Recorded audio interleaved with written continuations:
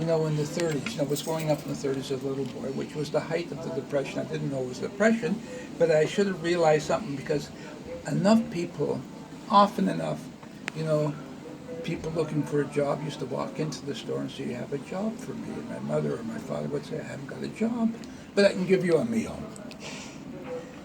So all of a sudden, I'm walking home from school. I walk into the kitchen. There's a stranger sitting there, often enough, So, and then Leo told me later, and I didn't know this, that on the doorpost of our store, where you walk in, was like a little mark by these guys that say, "This is the place you can get." It was a secret, a secret sign mark? from these Wow. people. So yeah, I used to. When they say you grow up during the Depression, now I look back and I see it was the Depression. At the time, I thought this was the normal life, which it was. We didn't buy any newspaper. Once a year, we bought a newspaper. That was the day after New Year's, just to see who got elected as mayor, and things like that. And then we used to get the paper from the neighbor, the weekend paper with all the comics and things like that from the thing. So we never used to buy a newspaper.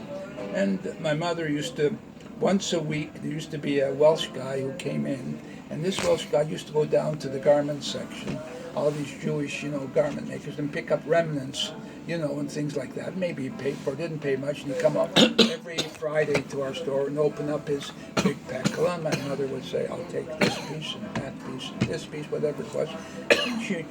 All my shirts were made for her. Most of my pants, and they were like iron pants. They never wore out, and she put like this leather thing right on the knees, so they'd never wear out. So and I didn't know. I just thought then.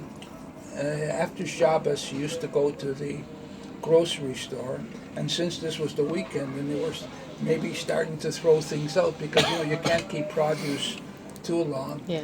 How much for these tomatoes? And how much for this? And how much for that? And she used to, so she made our clothes and things like that. She couldn't make a suit, but she did quite well with our clothes because at the time she came here to Canada when she was 10. By 12 or 13, she was already working as a seamstress in the clothing business.